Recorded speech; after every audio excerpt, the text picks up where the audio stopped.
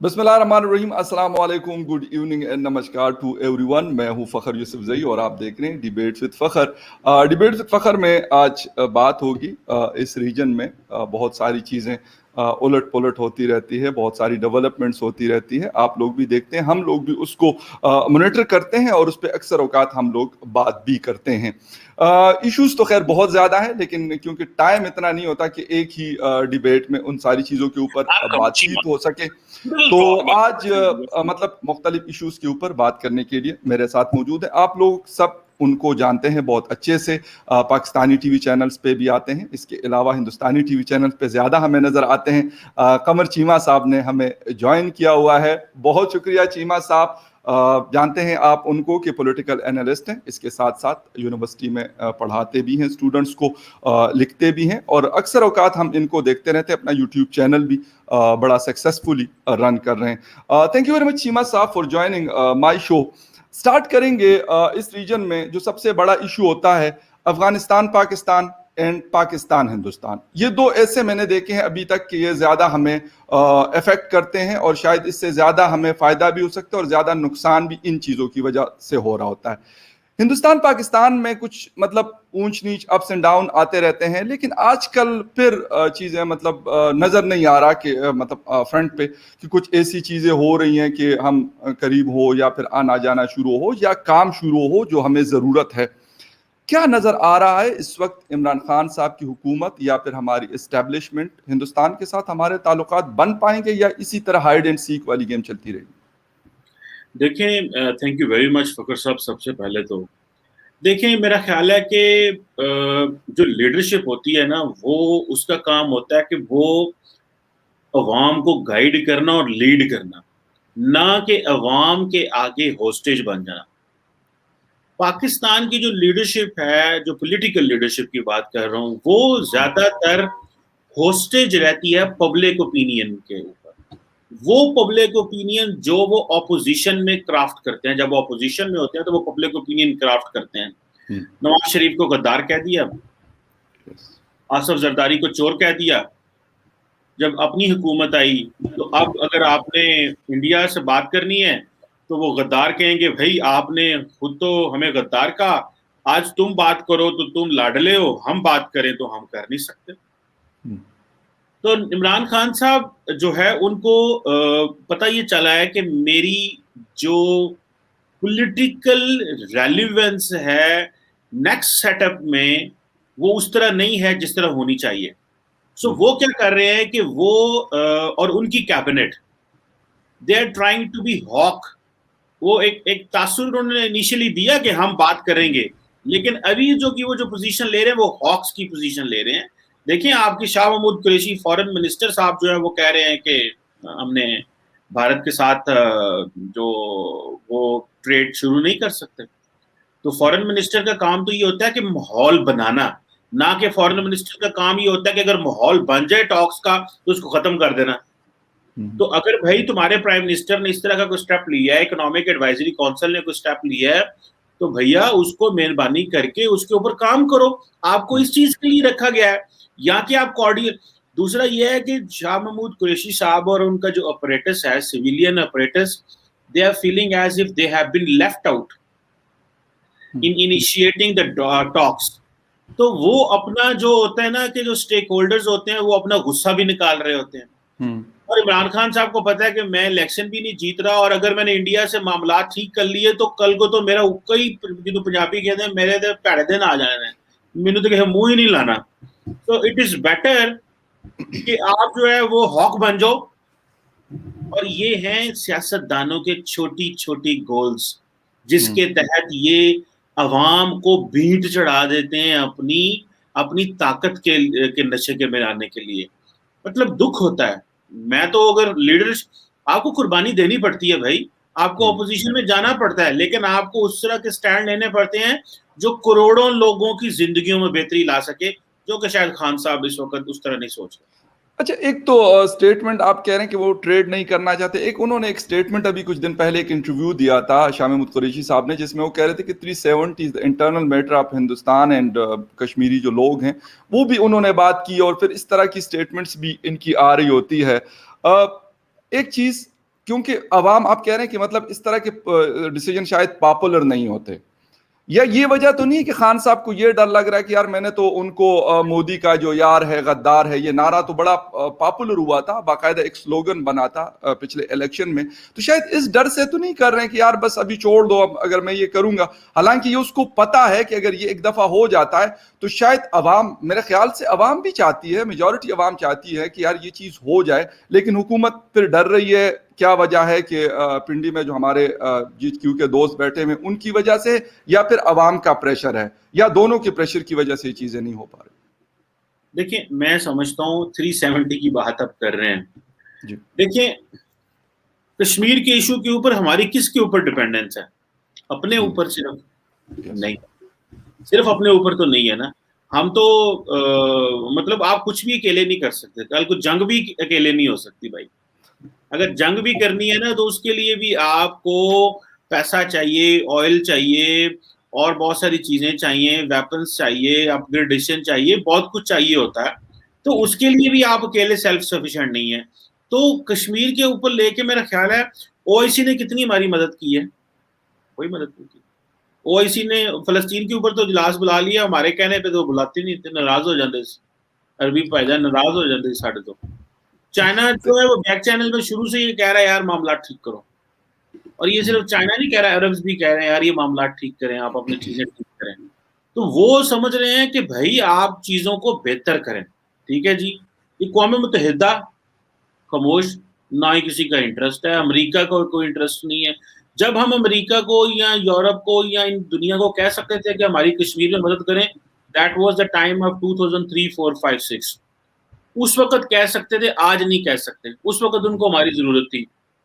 तो हम इंडिया के ऊपर, उस वक्त इंडिया का इतना क्लाउड भी नहीं था, इंडिया खुद मारा मारा फिर रहा था, अमेरिका सैंक्शंस लगी हुई थी, और इंडिया को थोड़ा मेंटेन वो करने के लिए, इंडिया को थोड़ा मेन स्ट्रीम करने के लिए उस वक्त 2005 में जो प्रेसिडेंट जॉर्ज डब्ल्यू बुश थे वो इंडो यूएस न्यूक्लियर डील कर रहे थे। तो इस तरह की चीजें थी। तो अभी प्रेशर था उस वक्त एक माजी की, इंडिया नई नई न्यूक्लियर सैंक्शन से बाहर निकला था हमारी तरह।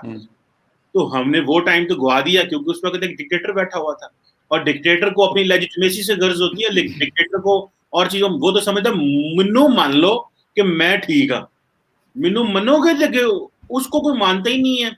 वो अपने आप को मनवाने के लिए बहुत चीजों पे कॉम्प्रोमाइज करते रहते हैं, जो कि एक हकीकत है ना, ये एक रियलिटी है। बिल्कुल। सो कश्मीर के ऊपर आके फिर उन्होंने कहा जी 370 को खत्म कर दो। ये जी खैर है, कोई गल नहीं, 35 है हमारे लिए प्रॉब्लम है। देखिए, this is a compromise we are doing and we are left with no choice because no one around us is helping.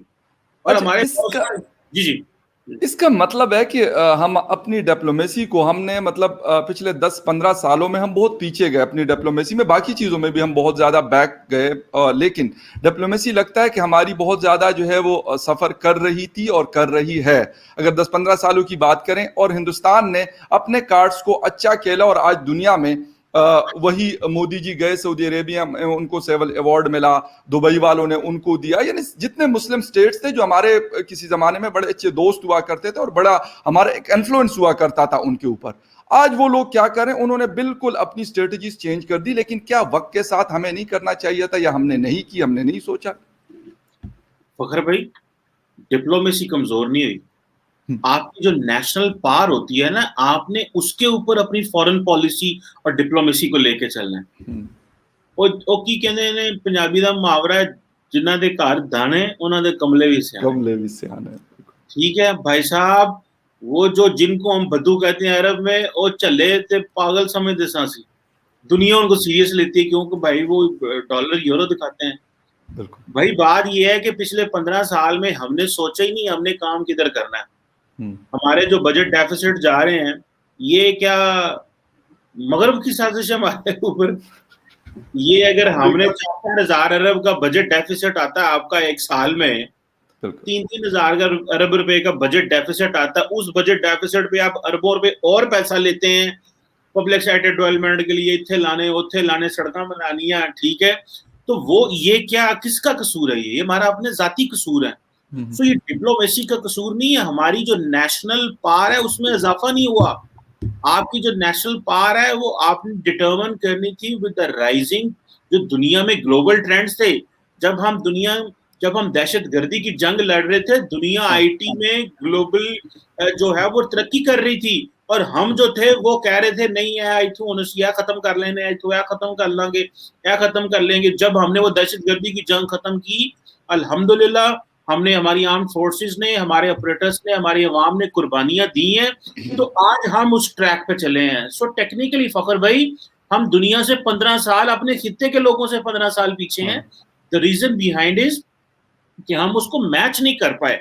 सो अगर हम उसको मैच कर पाते, तो अगर हम भी इंडिया की तरह तरक्की कर रहे होते 15 साल, जिस तरह इंडिया ने तो दहशतगर्दी की जंग नहीं लड़ी, उन्होंने तो बल्कि कश्मीर को जो है वो उन्होंने क्या है दहशतगर्द, उन्होंने फ्रीडम स्ट्रगल को दहशतगर्दी करार दे दिया, उनको एडवांटेज हुआ। सो आपकी कश्मीर वाली स्ट्रगल भी कॉम्प्रोमाइज हुई, आपकी नेशनल पावर में भी इजाफा नहीं हुआ, और आप उस वक्त डिफेंसिव होके एक मॉन्स्टर से लड़ रहे थे, जिसको अनफॉर्चुनेटली किसी वक्त में हमने बनाया था। So the point is कि किसी का कोई कसूर नहीं है, द प्रॉब्लम वाज विदिन।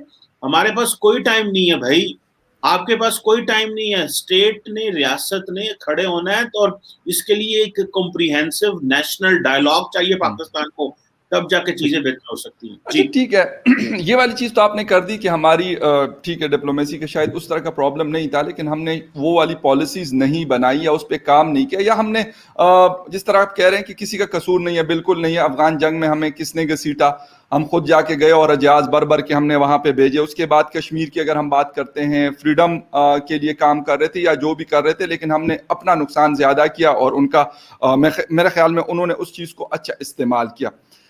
आते हैं अभी इस वक्त इस रीजन में, स्पेशली पाकिस्तान में, फ्यूचर ऑफ पाकिस्तान कहा जाता है सीपेक को, लेकिन सीपेक में पिछले 3-4 सालों से जब से इमरान खान साहब की हुकूमत आई है, उसमें लोग ये कह रहे हैं, जो एक्सपर्ट्स हैं इस फील्ड के, वो कह रहे हैं कि काफी सारी चीजें जो है वो स्लो डाउन हुई, और पिछले 3 सालों में शायद कोई, मतलब गवादर पोर्ट के ऊपर अभी एक आर्टिकल मैंने पढ़ा कि शायद 7-8% टोटल ऑपरेशनल है। जब मैंने 2018 और 2019 में विजिट खुद किया था, और वहां पे मैंने 2 इंटरव्यूज भी किए थे गवादर पोर्ट के ऊपर, तो उस वक्त वो कह रहे थे कि मतलब 6 महीने में ये हो जाएगा वो हो जाएगा, लेकिन नहीं हो सका। फ्यूचर हम कह रहे हैं, लेकिन हम उस तरीके से कैरी सर क्यों नहीं कर रहे हैं इन चीजों को?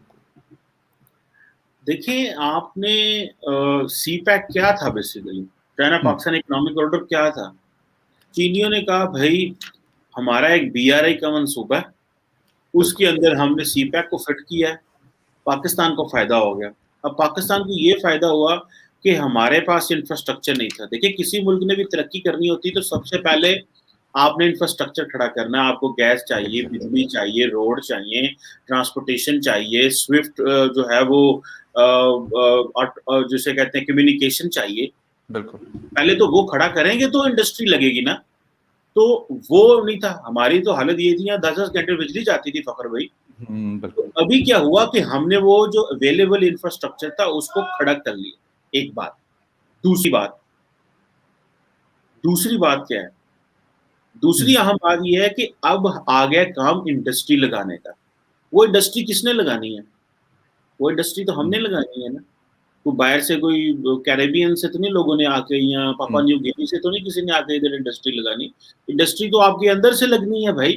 या बाहर के इन्वेस्टर को बुलाएंगे कि आ जाओ यहाँ पे, ठीक है, लोग आएंगे यहाँ पे, इंडस्ट्री लगाएंगे, इंडस्ट्री लगेगी तो एक्सपोर्ट होगी। इंडस्ट्री 2 वजह से लगेगी, यहाँ तो आपकी डोमेस्टिक कंजम्पशन हो और यहाँ एक्सपोर्ट हो। लेकिन मुझे इस चीज की समझ नहीं आती कि जो इंडस्ट्री यहाँ पे आके लगाएगा वो यहाँ से बाहर चीजें एक्सपोर्ट कैसे करेगा, अनटिल अनलेस के वो समझते हैं कि वो नियरेस्ट मार्केट्स में बेचना चाहते हैं। तो वो फखर भाई इंडस्ट्री तो वो मुल्क लगाए जहाँ पे एक अच्छा फेवरेबल एनवायरनमेंट है। कोरोना के जमाने में हमने ये चीज नोट की कि जो दुनिया की जो सप्लाई चेन थी वो किस तरह चाइना के ऊपर डिपेंडेंट थी।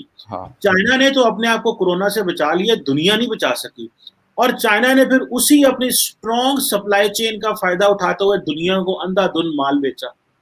और फिर पता चला कि यार चाइना पे डिपेंडेंट न रहे, आप इंडिया के पास भी चले जाएं।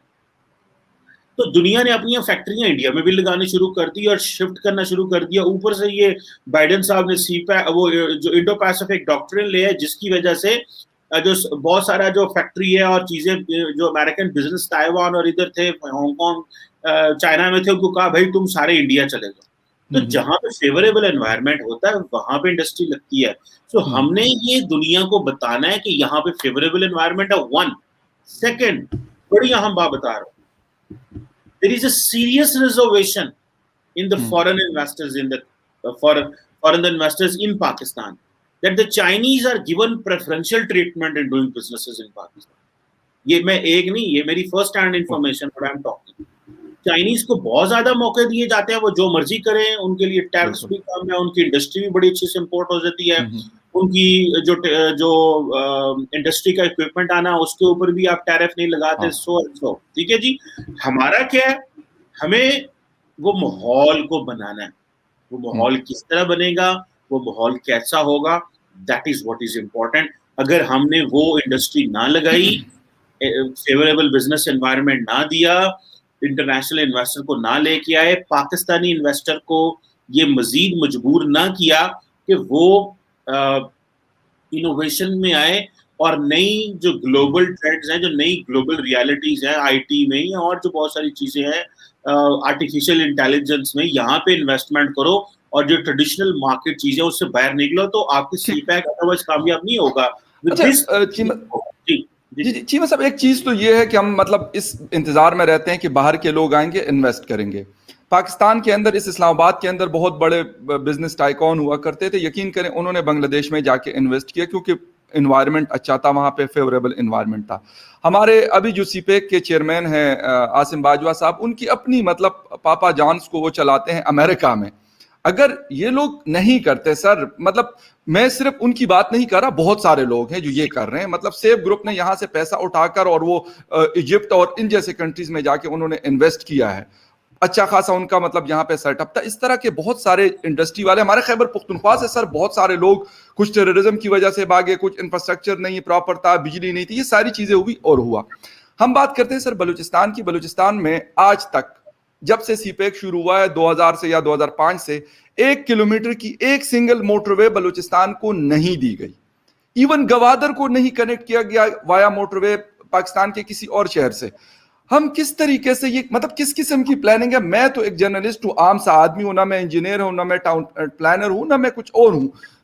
मुझे ये चीज कमी महसूस हो रही है। नोकंडी से माशकील तक कल इमरान खान साहब ने इस्लामाबाद में बैठकर इफ्तिताह किया उस सड़क का, और हम कहेंगे कि अमेरिका से कोई उठकर यहाँ पे बलूचिस्तान में इन्वेस्ट करे, चाइना बीजिंग से उठकर यहाँ पे इन्वेस्ट करे, या दुबई से कोई अपना बिजनेस वाइंड अप करके और पाकिस्तान में। मैं ये चीज समझना चाह रहा हूँ कि ये होगा कैसे।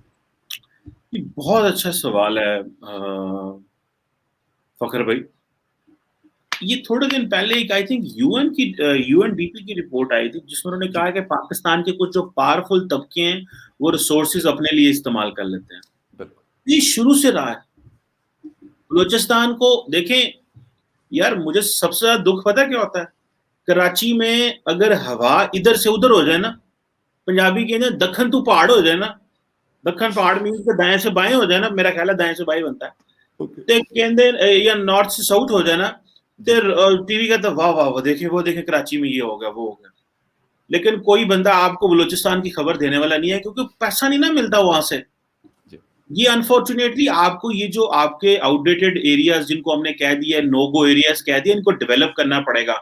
अभी काम होना शुरू हुआ है फखर भाई, ये नहीं है। बलूचिस्तान की हालत पिछले 10 साल में बेहतर हुई है इससे पहले, और मैं इस पे किसी सियासतदान का शुक्रिया अदा नहीं करूंगा। मैं इस पे फौज की नजर है बलूचिस्तान के ऊपर, क्योंकि उनको पता था ये बहुत पीछे रह गया। ये किसी सियासतदान की मेहरबानी नहीं है, ना किसी को शौक है।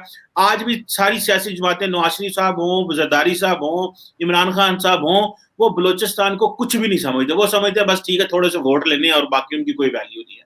मतलब this is a reality what I am talking. ये मतलब आप उनकी ये तो बलूचिस्तान उसी तरह विजिट करते हैं जिस तरह जो अमेरिका का सदर जो कभी कभी पाकिस्तान के विजिट पे आता है ना, या कोई तुर्की का सदर पाकिस्तान के विजिट पे आता है, पाकिस्तानी वज़ीर-ए-आज़म इस तरह बलूचिस्तान जाते हैं। मतलब इस तरह इनका माइंडसेट है। सो थैंक्स टू सीपैक के वो उस खित्ते की थोड़ी सी सुनी गई और सड़कें का नेटवर्क बना है, and thanks to the Pakistan army जिन्होंने समझा कि यार ये जो बलोच हैं ये सारे वो मिलिटेंट बंदे जा रहे हैं, इनको मेन स्ट्रीम करना है, इनको थोड़ा इन्वेस्टमेंट करो, इनको वापस दुनिया में लेके आओ, ये किधर बेचारे जा रहे हैं। सो ये चीजें हैं। अभी थोड़ा सा चीजें बेहतर होनी शुरू हुई हैं, वी शुड बी होपफुल।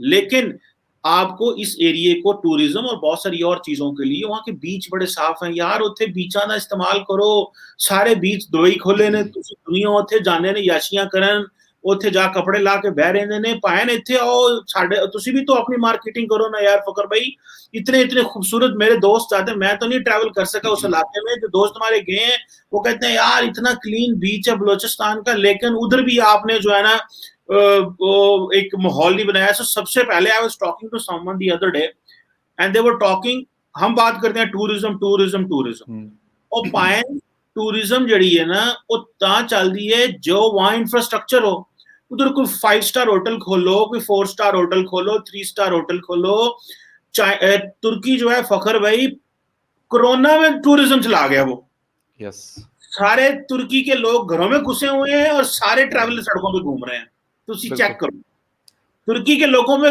वो लगा हुआ है कर्फ्यू लगा हुआ बाहर नहीं आ सकते और सारे टूरिस्ट सड़कों पे घूम रहे हैं भाई इस तरह का एनवायरनमेंट दो और जो आपके बीच हैं या आपकी जो अच्छी साहली पट्टी है इसका फायदा उठाओ बहुत काम हो सकता है वहां पे मलक रियाज को कहो वहां बैरियर टाउन बनाया यार बलोचिस्तान में मलक रियाज साहब भी हमारे पास खुदा का वास्ता चीमा साहब 2 चीजों से अल्लाह बलोचिस्तान को बचाए मैं कहता हूँ एक DHS है और दूसरा जो है वो मलक रियाज जो लैंड ग्रेबर है बिलीव मी मेरे आप जिन बीचेस की बात कर रहे हैं ना बिल्कुल मैंने उनको 1 दफा नहीं 3 दफा मैं विजिट कर चुका हूं पसनी जीवनी गवादर दारान बीच वन ऑफ द ब्यूटीफुल बीच मैं कहता हूं मैंने दुनिया के और भी यूरोपियन बीचेस देखे हैं दुबई का लोग बहुत ज्यादा जाते हैं लेकिन मैं कहता हूं यकीन करें मैं आज तक हैरान हूं कि यार ये पाकिस्तान में है लेकिन अफसोस के साथ वहां जाने के लिए भी जिस वक्त मैं पहुंचा तो वहां से मतलब उन्होंने हमारी गाड़ी रोक ली जो PC गवादर की गाड़ी थी हमारे पास